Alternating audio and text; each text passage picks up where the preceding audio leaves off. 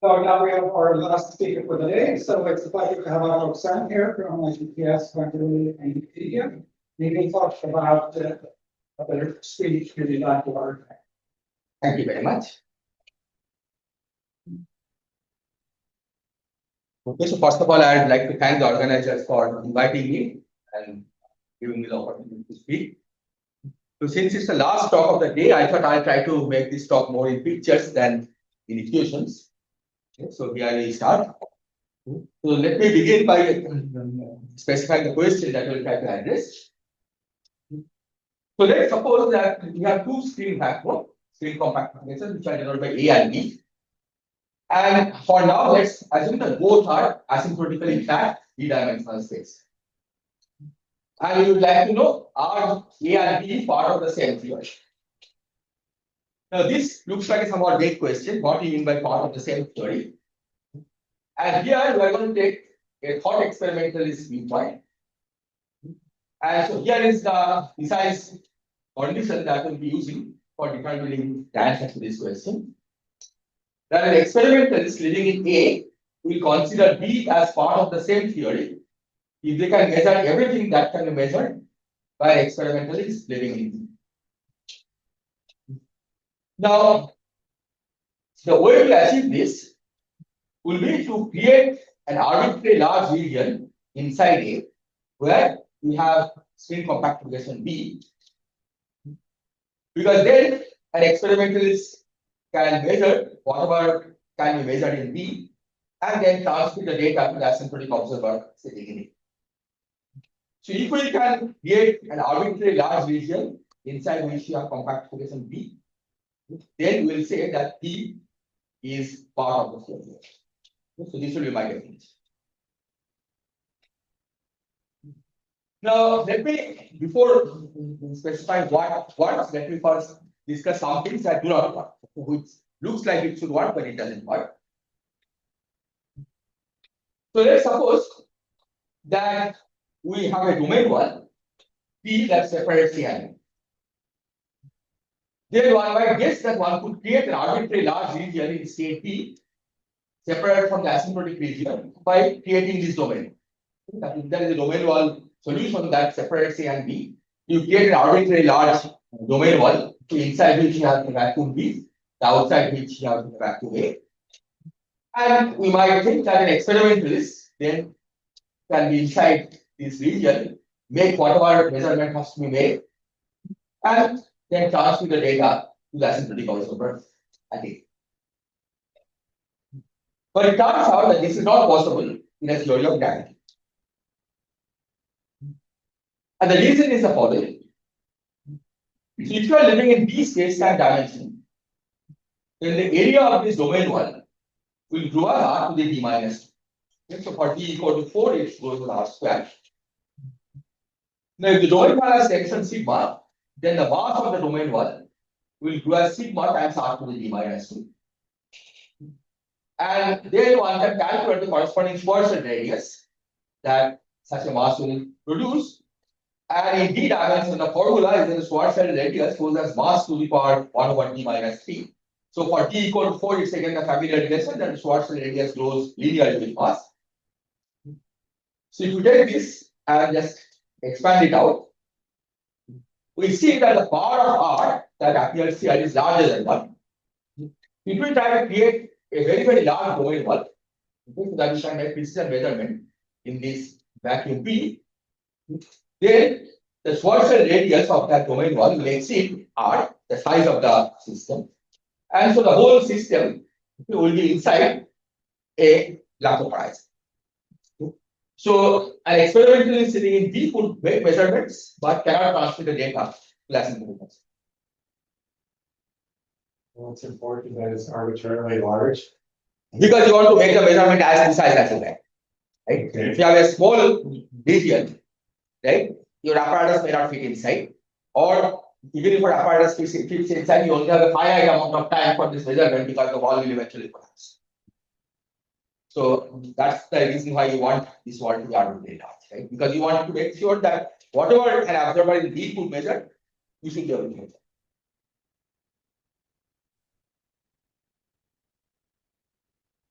Okay. So let's now consider a simplest. Let's suppose we have a purely with a modulus field phi.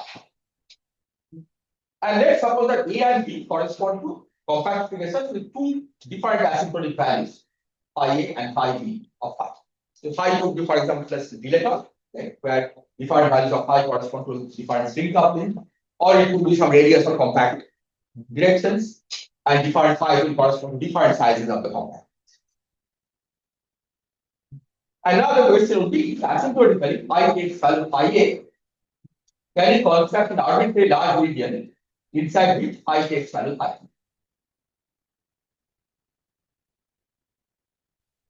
So again, let's make a guess. So you create a large region where phi slowly varies from phi A to phi. So this time it's not a short domain wall anymore. So even though I have drawn it like a wall, it will start from phi A at infinity and imagine that you are slowly varying phi A to phi B. And we make the rate of variation arbitrarily small. Okay, so that locally at every point we have approximate band with different values of phi. And then one might imagine that you can learn about the vacuum B by working in the region where phi is about phi. So you are imagining that phi varies from phi A to phi B, so uniformly over this distance. It turns out that this is also not possible in general. Here, let's see why. So suppose phi ranges from phi A to phi B over a distance scale of order r. Then we can estimate the energy density from the gradient of phi. Okay, there will be other sources, but just look at the gradient energy. That's of this order, okay, because this is the gradient. And now we assume that this happens over a distance r because phi A has to change to phi B. So you can estimate the energy contained within a linear size r.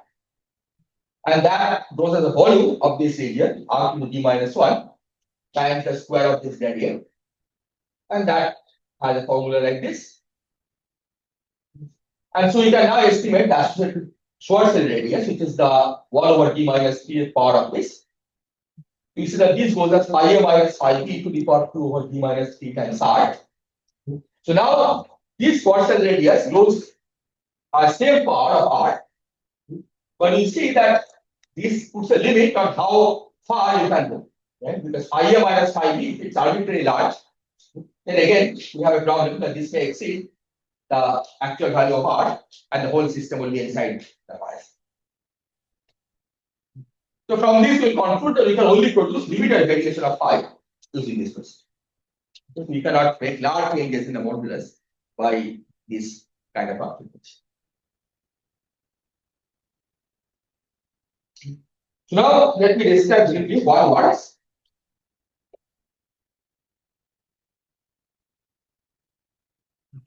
So here is the general study. The first, we construct a possibly time-dependent classical solution in which phi goes to phi asymptotically, and we get some phi equal to some value, different value phi c at some space-time point p, and the important point is that this space-time point p should be able to send signal t, and phi c can be close to phi a. Because you saw that you cannot really go very far. So phi c need not be the target phi which is very far away, but it will be somewhat closer to phi b than the original phi. Okay, so we try to make phi very little bit towards phi. So this is certainly not the end of the story, but let's see how what we can do with this.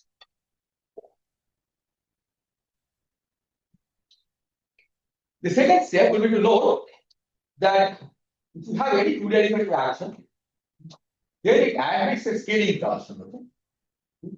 That if you have a two derivative action, then under a scaling under which any covariant vector field of rank k scaled by lambda to the k, which in particular means that the metric will scale as lambda square, then the action will scale as lambda to the d minus 2. Okay, so this d minus 2 comes to as the square root of determinant theta on the action scales as lambda to the d, and the two derivatives have to be contracted to the inverse part of the metric. Okay, that produces this minus 2. So the action scales by lambda to the d minus 2. And because the action just scales, it means that the equations of motion are not affected, they continue to be satisfied. So this generates a new solution from the old one.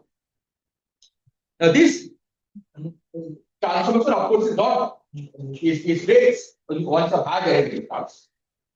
But what this is saying is that as you make the scale larger and larger, make lambda scale larger and larger, then the higher derivative terms become less and less. Okay, because you are really physically what you are doing is you are taking a solution and stretching it. You are stretching it both in space and time. So if you apply it on the earlier, right? So you have assume that you have some solution where this happens.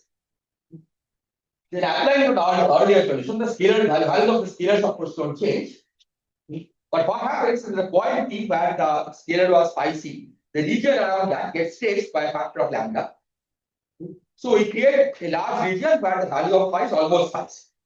Okay, because say suppose we are changing from phi c to some value at a distance scale of order 1. Now the distance scale will become order lambda. So it becomes almost uniform in phi c. And furthermore, the original solution was time dependent, but the time variation also scales. And this will not last for a period of order lambda. And because scaling does not change the causal structure, he can still send signal clearly. Okay, because I assume that he could send signal to infinity in the original solution. And instead of there is a bound on lambda, so by taking lambda to sufficiently large, so we can really measure the properties of the vacuum in phi c to as accurately as you want. Okay, so you can go, so you can then conclude that phi c is indeed inside the vacuum phi.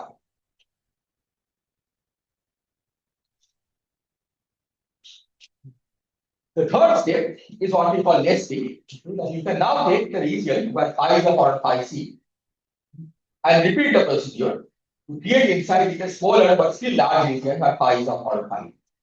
Okay, because you have stretched out this region, this C, the region where phi is equal to phi c can be made as large as you want, and then you can repeat it again. Okay, create another solution inside where phi is phi d, which is a little different from phi c, okay, but a little more towards phi.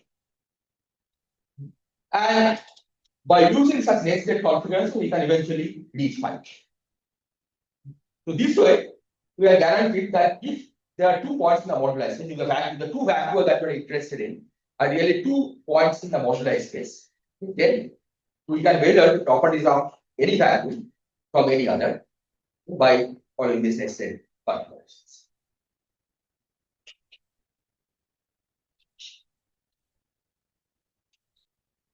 And in this, a particular useful tool is the near extremal charge black hole, whose extremal limit is singular. Now, extremal limit singular typically means that some of the moduli are becoming going towards their boundaries, right? They are becoming large or small. Okay, so in particular, with the string coupling, there are some extremal black holes, and the string coupling becomes almost infinity. Okay, and the H2 version of this, the string coupling becomes almost infinity. So such black holes can actually make large changes in the moduli. And then by using the scaling transformation, you can make sure that the change happens slowly. Okay, so you can again create an arbitrary value of the moduli, arbitrary large value of the moduli in an arbitrary large range. So these can create large excursions in the moduli space in one step. And here is one example that there are near extremal electrically charged black holes in string theory, for which I have not written the full solution, but that's the way the string coupling varies. And so this is the way the string coupling varies. And you see that if we take and the horizon is at some value by rho to the d minus c square, m is another parameter. So m and c are 2 parameters that specify the mass and charge of the black hole. And so you see that if we take c to be mass larger than 2m and rho to the d minus c to be of order m, which means they're hovering near the horizon, we can get very large d minus 2, right? Because this can be as large as you want. And nevertheless, even though very close to the horizon, you can stretch it. In this case, the stretching means that we just scale up m and c, and we can make the locally look almost like that. You can make the curvature as low as you like. So you can make the variation of all fields as you like. So it really becomes like a band. Another point to notice is that the phi that depends on the radial coordinate logarithm. Right? So because you can ignore the one, right? Because this technically much larger. So phi goes as log of. And this is a signal of what I already described here, that we have to do this variation from phi A to phi B in steps. Right? You go from A to C, okay, small distance, then C to something else, small distance, and the scale of the first back pocket to be much larger than the scale of the second pocket. The scale of the third pocket will be much smaller than the scale of the second pocket, and so on. And that's typical of our big variation. Okay, so the variation, if you have a canonical normalized scalar field, its variation as a function of the spatial distance can at most be double. You cannot very fast for that. And this will have some consequences for what I will describe later. Any questions so far? So this number of nested configurations is will be finite or it can be infinite as well? Yeah. So in the models that we can study, one can show like this, fine. Right? Except in some cases, for n equal to 4 and n equal to 8 supersymmetric compact applications, you can show that you can get that in a finite number of steps. But for n equal to 2, right? Well, it's finite, right? Depending on once you fix phi A and phi B, then it's finite. Yeah, but it can be large. Okay. But ultimately, your field space distance is still delta phi, which is phi A minus phi B, right? Yes. So, would it be in tension with the second point? What does it work you were saying? Yeah. So here it looks like one configuration, right? But from this viewpoint, this one-step process is actually very nested configuration because phi is very logarithmic. Okay? So if you want to interpret it in the previous language, okay, it's like you are putting many one black hole actually is many nested configurations, right? Because the gradient of phi, right, is not the same everywhere, right? See the problem. We ran into the problem with this configuration because we assume that the phi has a uniform gradient. That is not possible. With a uniform gradient, you cannot go very far. So you make the gradient become smaller and smaller, right, as you go towards inner and inner edge. Right? That's what is important. And the black hole automatically does.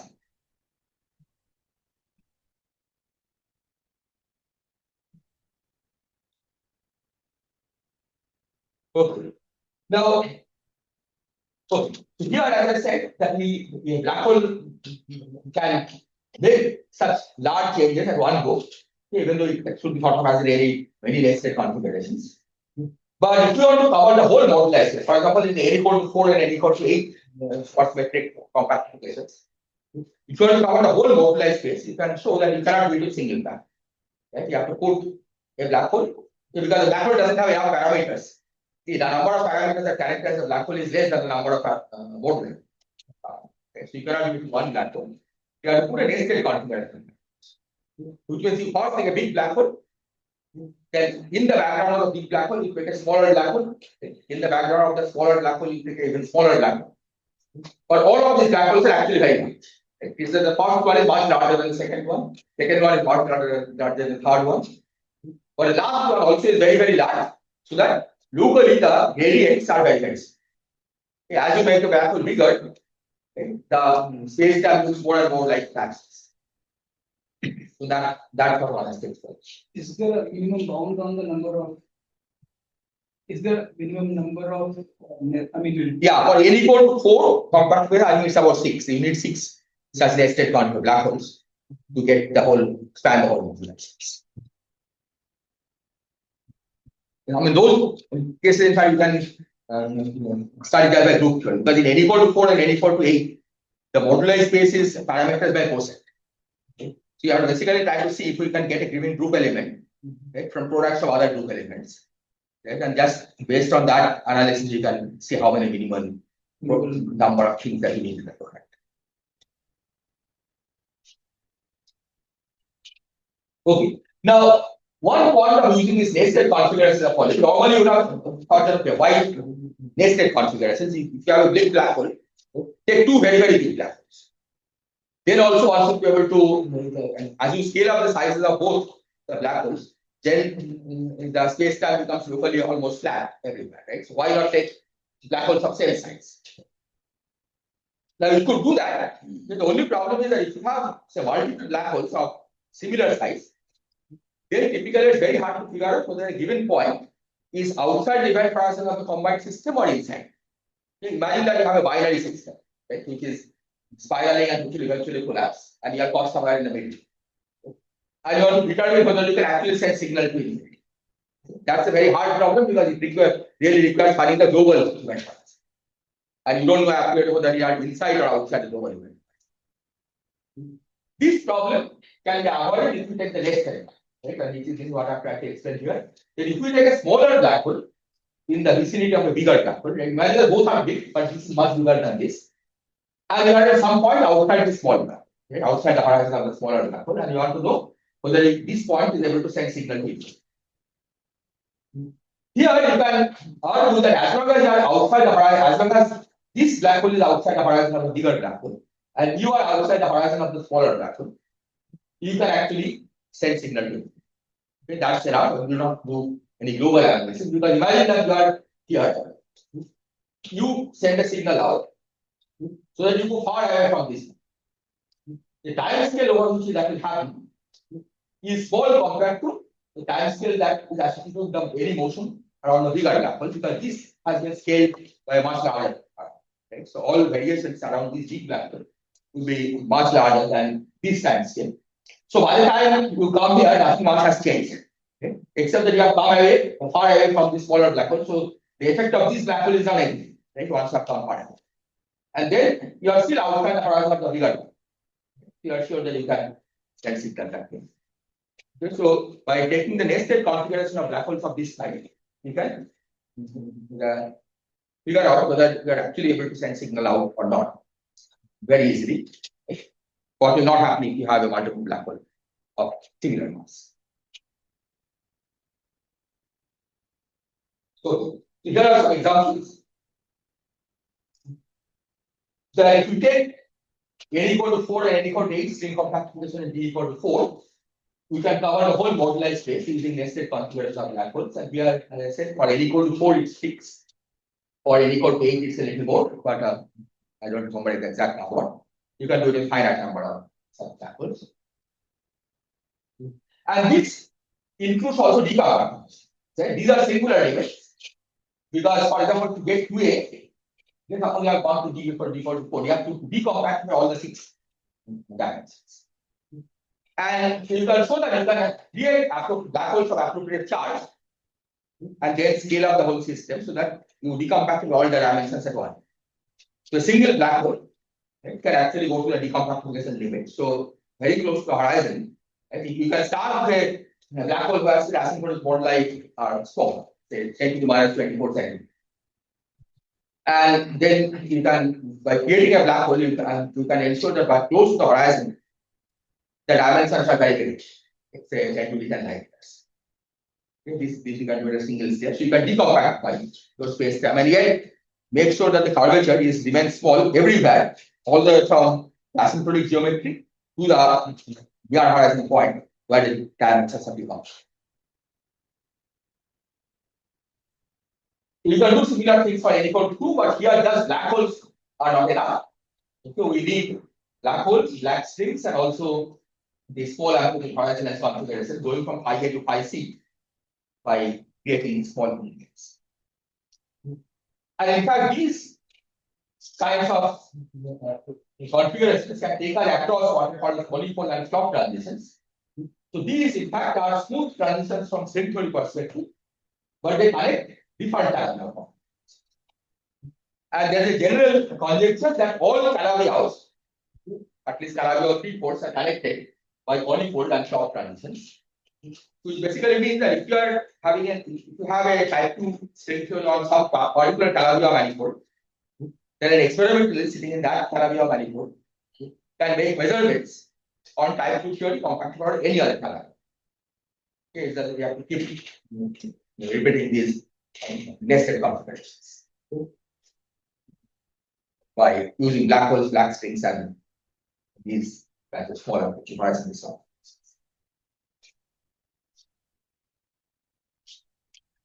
Now, one point to emphasize that in ADS space time, the situation in fact is quite different.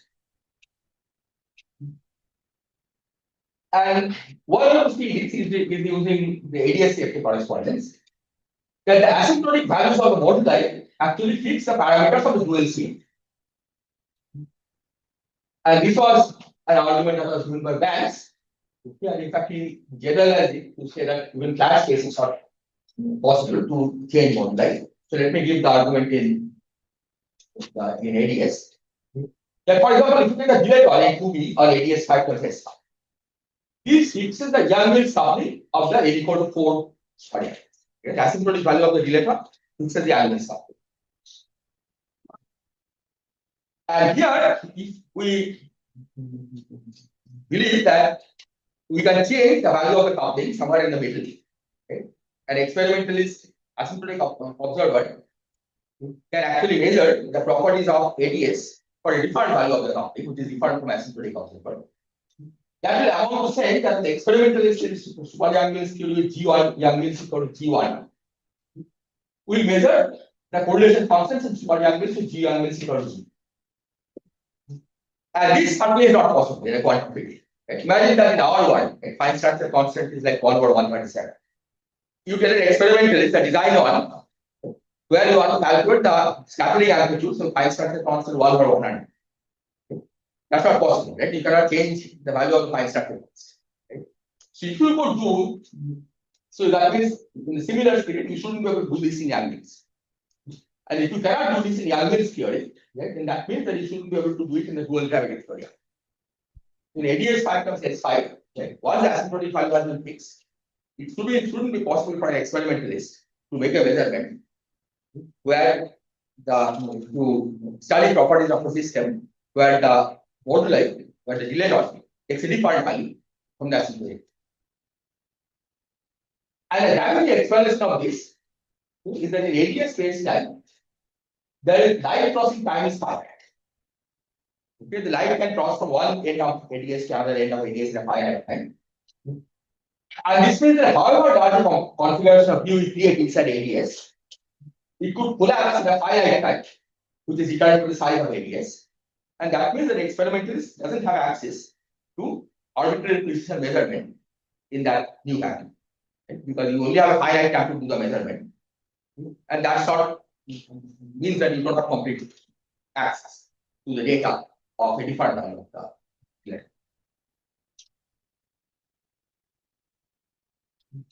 But the reverse is not true. An observer in flat space time can measure observables in ADS for different values of the moduli by actually creating it with the help of a stack of brains. So imagine that you have type 2 on P6 times R2, right? It's 3 plus 1 down from in to space. As I said, here you can span the whole modulus. You can consider a situation where the P6 has decomposed. And then we can put a stack of brains, okay, wrap around one of take a stack of 3 brains, wrap it on a 3 torus. Okay, which 3 torus have become very, very large size. And that the near horizon geometry of that is type 2B on ADS 5 times S5. Right? So anything that you could measure on type 2B on ADS 5 times S5, you could measure from the flat space. It also can measure M theory on ADS 4 times S7. Just put a set of M2 brains and go to the decompactation limit where all 7 dimensions are decompact. Right? Here you put stack of M2 brains, and that will produce M theory on ADS 4 times S7 or M theory on ADS 7 times S4 and so on. So the physical picture is that if you have the way the ADS sits inside flat space time in the present one stack of brains, is that it creates a deep well. And ADS is basically at the infinite distance down the world. But if you are an experimentalist, right, you want to measure things only up to certain angles. Right? You fix your error, but this is the error in which you want to work. And within that error band, you don't have to go infinite distance down the well. Right? You just decide that depending on your error band, how far down the well you have to go and make your measurement and get the result back. And that's a finite distance. It can be large but finite distance because your error bar is fixed. So, It is a sense in which an observer in flat space-time can measure properties of strictly radius space-time to arbitrary atoms. so what does this imply for flat space holography? Can you then use ADS-50? Find a holographic dual of this. Mhm. That theory should know about A for super angles, Yes. ABGM, then these 2-0 super conformatory theories, and also the symmetric prototype. Right? All of these should be contained in the holographic dual of this law. Yes. It's a big challenge. That seems a tall order. Again, you are it's also challenge, right? Because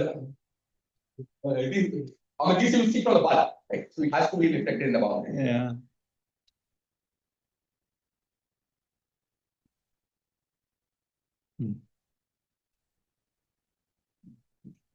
Okay, now let's come back to the case. What about when reality are separated by domain 1? Where they are not part of the same complex. And if for the finite dimension domain 1s, it's not possible to systematically study properties of B from A because it will go inside a graph. So in particular, let me repeat again, if you have domain 1 of size R and tension sigma, then if you have a Schwarzschild radius, which is given to that. And then if we demand that the Schwarzschild radius is less than R, then there is a limit on how big R can be. Then it's smaller than 1 over the density. Okay, so this puts a limit on the size of the region. Okay, so if you want to make it arbitrarily large, you cannot do it for a fixed sigma. But if it so happens that if these theories are modulated, then sigma typically could be a function of the normal parameters. And if it vanishes somewhere in the moduli space, then we may be able to create a large region. Right? Because if sigma is 0 in some region of the moduli space, you first go to that and create a big pocket of in that value of modulus. That we have seen that we can do, right? By following these nested configurations. And then inside that region where the tension is arbitrarily small, you create this one. Then it's possible that you can get around this. So similar problem, in fact, was studied in the context of class vacua, which make n equal to 4 to n equal to 2. So these people constructed domain 1s in class vacuum, where on one side you have n equal to 4 theory, on the other side you have n equal to 2 by switching on some classes. And the problem is that if you want to make the domain 1 tensor small, you can do it, but that will require that the size of the internal space be large. Okay, so even though you think of this as n equal to 4 compacted together, it's really that you have on both sides you have 10 dimensional space time, okay, which is almost 10 dimensional space time because there are very large internal dimensions. And the two sides differ by small flux, external ones. So this is on one side you have n equal to 2 at large radius, on the other side you have n equal to 4 at large radius. Okay, but this is of course not what you want to do, right? You want to find a domain 1 connecting n equal to 4 at small radius and n equal to 2 at small radius.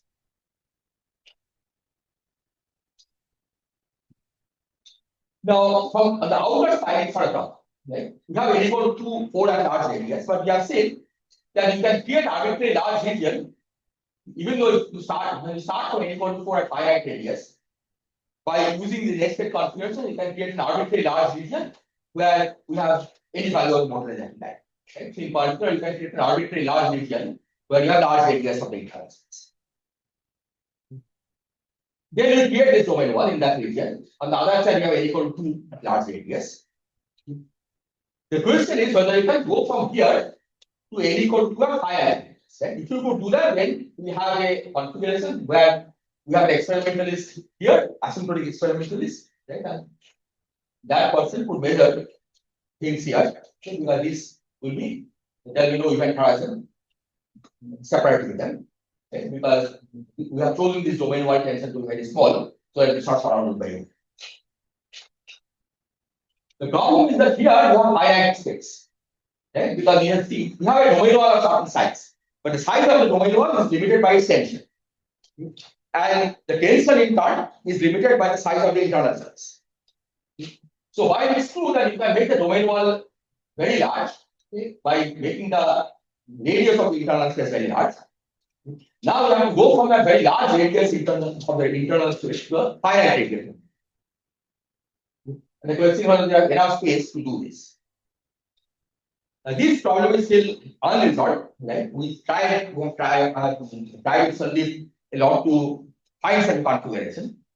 We haven't ruled out the possibility, but we also haven't gotten any complete solution. Right? And it's basically a question of a parameter, right? Because we saw that the field depends logarithm, right? That's the fastest we can do.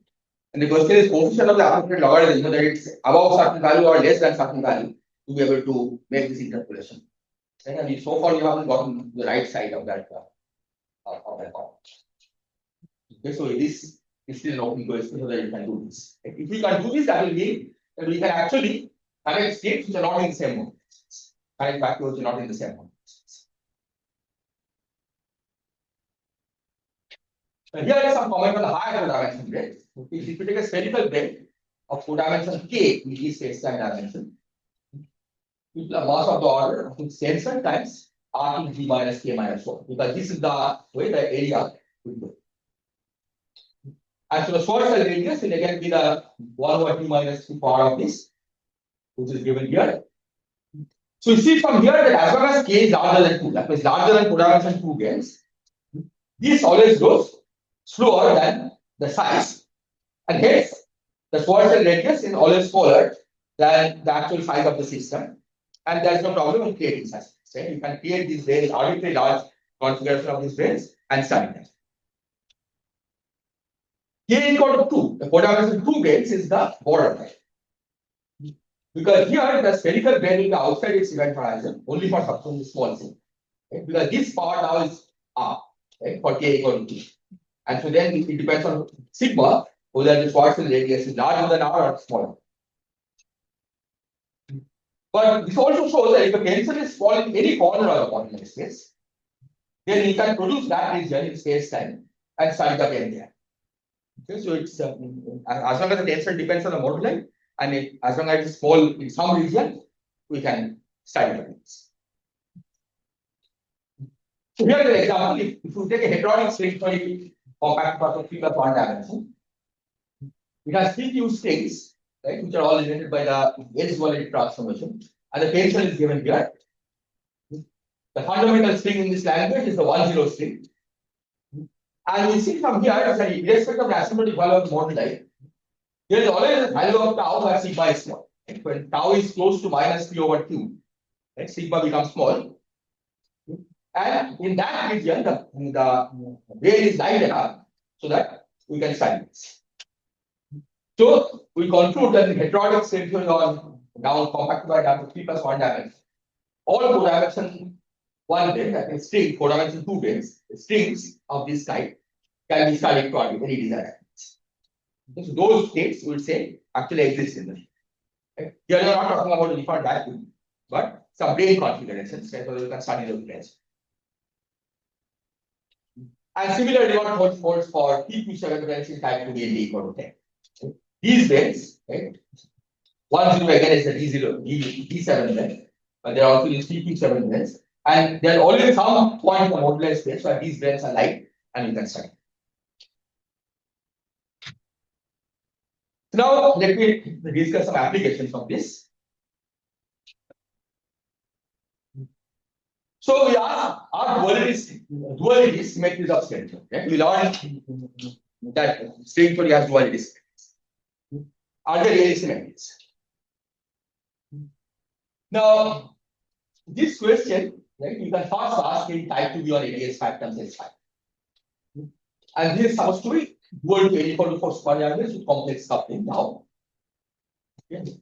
Tau is the asymptotic value of the actual electron field up to B, but let's think of this as just in terms of N equal to 4 young mills, where it's the coupling. And the duality transformation acts on tau. So what it does, it takes a given theory, to a different theory for a generic tau. And you can say value of tau changes. So a generic value of tau, this symmetry is explicitly broken. And it has, in fact, no direct observable consequence. And if you are at some generic value of tau, and if you ask an experimentalist to verify if the theory has duality symmetry, right, there is no way to verify. Right? Because as I said, you cannot change the value of tau. Right? From the quantum field theory perspective, you cannot change the value of tau. And the status of this symmetry is the same as that phi goes to minus phi in a theoretical lambda phi cube interaction. Right? Imagine that you have a theoretical lambda phi cube interaction.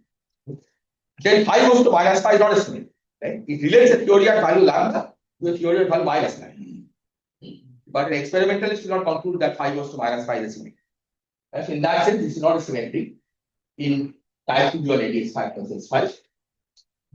But in fact, case of course, the situation is different. And the way you see that this is symmetry is because there are points in the moduli space where some of the duality symmetries are unknown. For example, if tau is equal to I, tau goes to minus 1 over tau is unbroken, and it is a symmetry of this.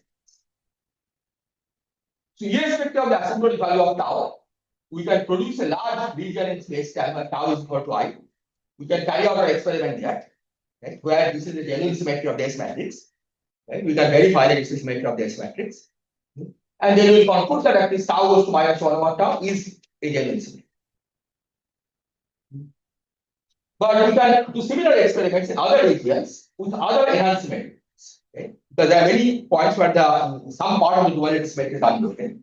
Okay? And by creating those pockets in the moduli space, in the physical space time, where moduli take those values, you can verify that those other symmetries are also genuine symmetries of this. And then by putting them together, we can establish that SL2 is itself the symmetry of it.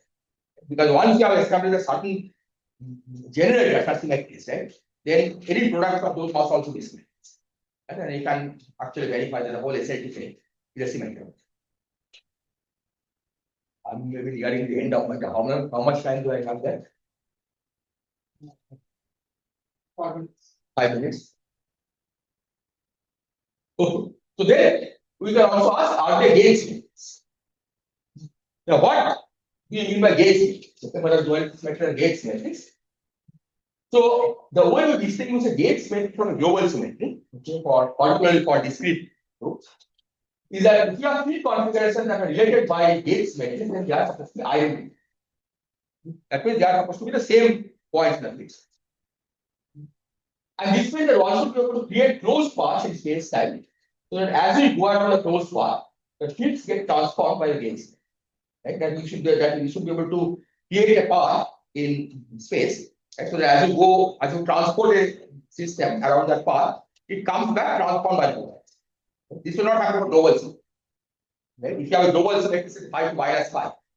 Then a configuration where if you go around a closed path, phi becomes minus 5, that's not a valid configuration, right? Because there are genuinely different points in the field space. But if it's a gauge symmetry, right, then phi and minus phi are supposed to be the same points in field space.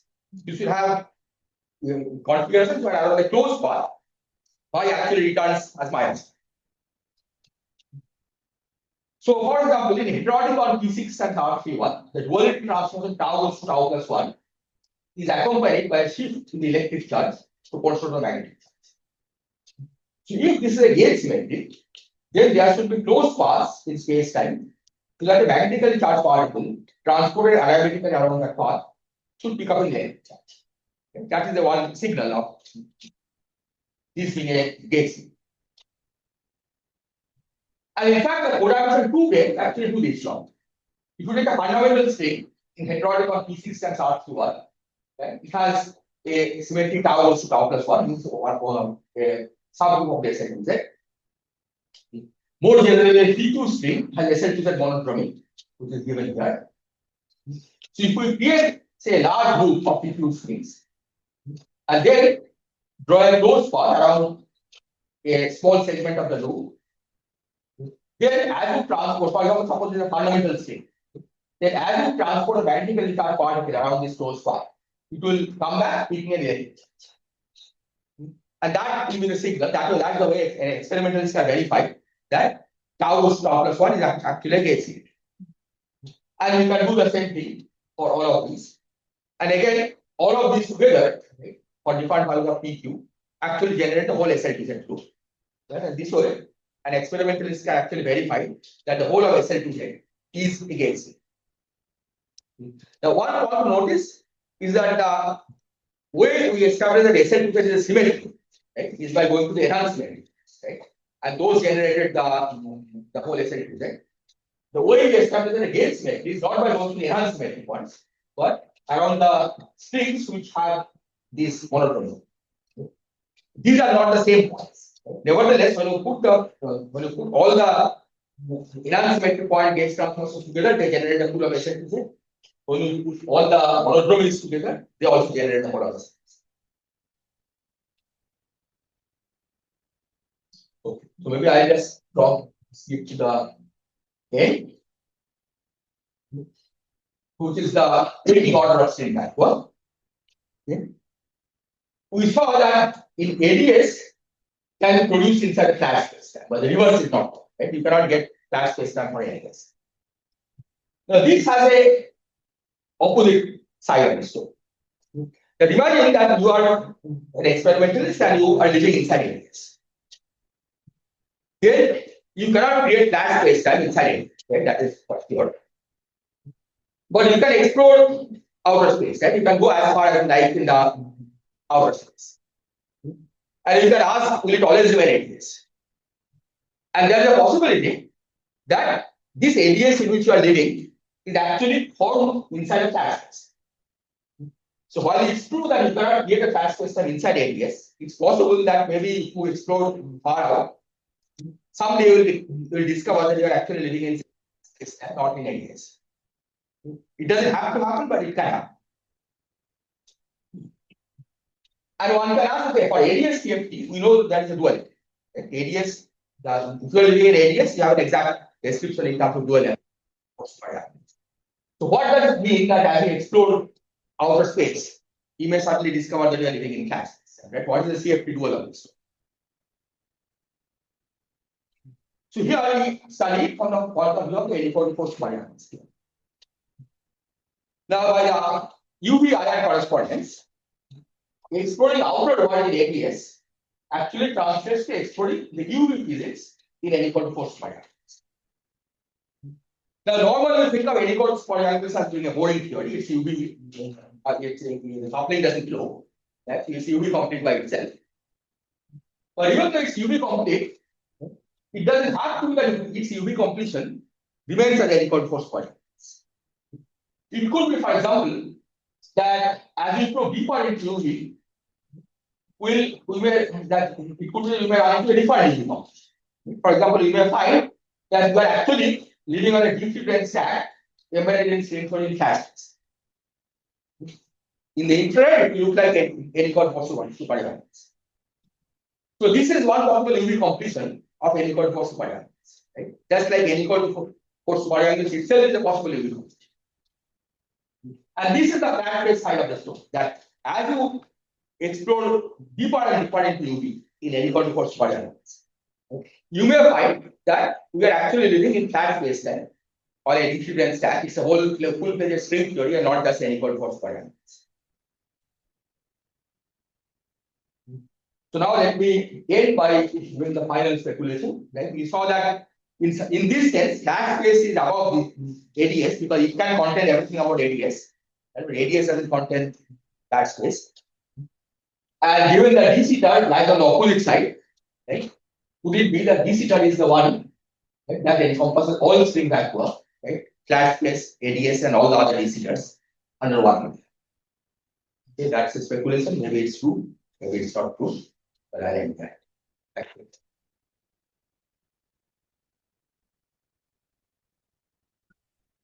Questions? So, I mean, I guess regarding the last point, is there any indication why this speculation might be true? Why this sitter? No, why? Okay, this sitter, of course, has this possibility that an observer in DC turn can make transition to other DC turn. Typically, with lower cosmological constant, but sometimes also by quantum.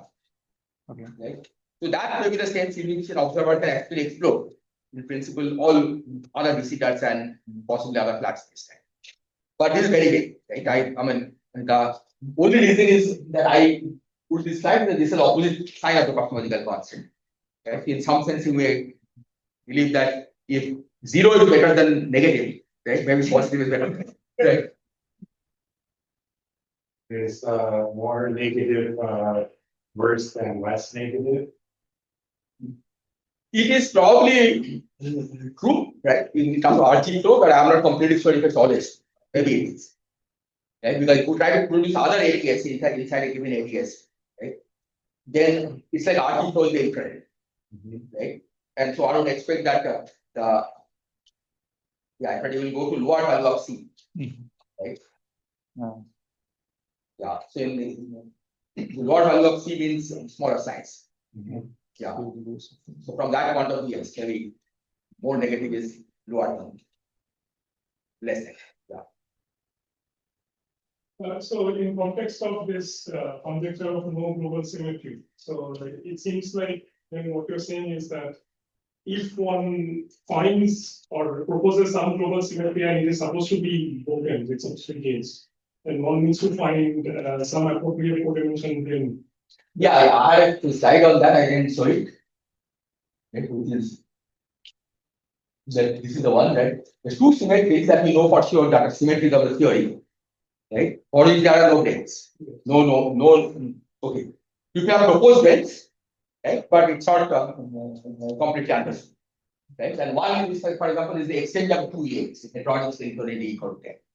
That's a global symmetry, right? Whether if it's a gauge symmetry, then there has to be a string, right? So that as you go on the string, you extend the string. Right? Similarly, the minus one to the F left, right? That changes the sign of all the Raman sector states on the left.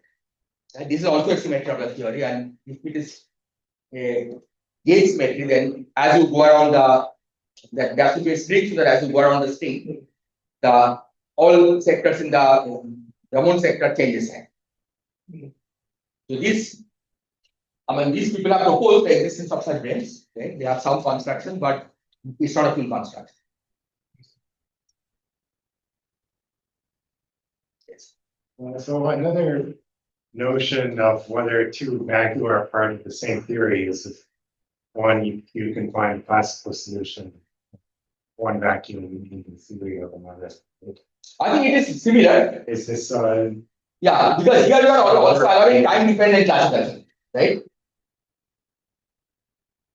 Okay, I mean, what we are asking here is you don't want to change the asymptotic structure. Yeah, so I would say that you can have solutions that change the asymptotic structure. Can you? I'm not totally sure in the relation. If you are changing the structure everywhere, then it's like an experimentalist cannot actually produce such a structure, right? Right. Yeah, so you have some physical idea in mind, but then there's the mathematical idea of whether. Yeah, often they are similar, they are close, right? But not always, because of this fact that the back reaction can produce a rise. Right? Otherwise, I think what you are saying is similar to what I'm saying. But I'm saying that you should be able to produce a arbitrary large region. Right? That is like finding D inside it. Right? D as a classical solution inside it. Right? It's just that you have to take into account the fact that domain wall, right, that separates the two, shouldn't be too heavy. Right. Yes. But that's kind of a different notion from whether you can find the solution of the stationary point of your action. Yeah, represents. But for experimentalists will not know about the action, right? Yeah. So the question it's is not a physical notion. Yeah. It's kind of one way. Yeah. But kind of a naive way of conceptualizing this question. Yeah. Whether both of these vacua exist. Yeah, that is true. If there is domain wall solution, then what you are saying would be true, right?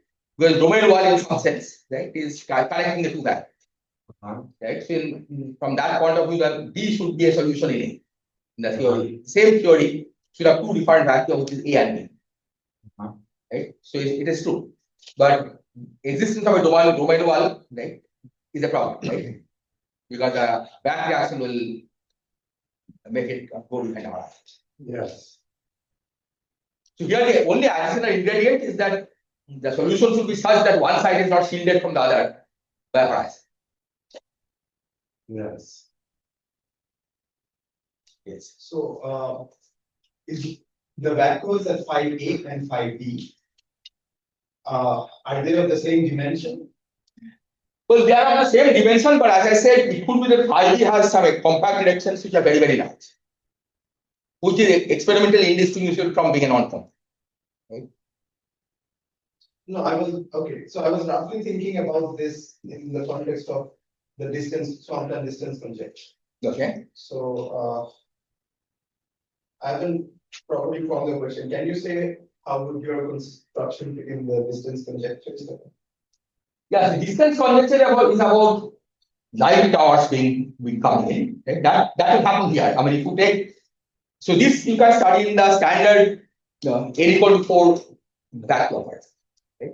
But the distance conjecture is true that if you go far away in the moduli space, you always get light space. So it's not inconsistent with the distance. But it is saying that even though we are going far away from the moduli space, you can produce such configuration by these type of solutions. And in the effective theory or from the UV theory? So In the, you can first of all produce a solution as a classical solution, right? So in effective lower dimensional, d-dimensional theory or from the UV construction? It doesn't matter actually because the solution that we are constructing, right, is a consistent transition.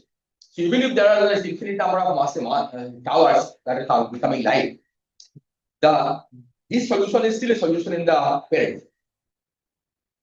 Okay? Right? So in that sense, the solution still exists. Right? So it's a solution both in the effective theory as well as in the.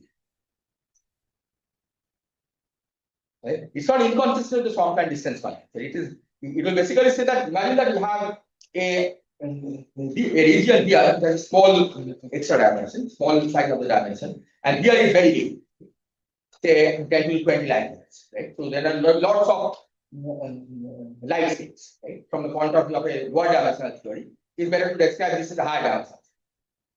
Yes. Nevertheless, the solution that we are constructing exists as a genuine solution in string, right? Even though these extra directions are becoming very large, right? And you think of this as a decompactified sphere damage. Okay? That doesn't destroy the solutions. Thanks. So if de Sitter solution is about the flat space, then it would also say that holography wise, de Sitter holographies would be much more complicated than even anything. Yeah, exactly. Because you have to contain information about everything, right? Yeah. All string theories that you know of Yeah. should be contained in the de Sitter holography. Assuming that this last statement is. Okay, that's a good point that I'm on, I think. So let's thank Ashoke.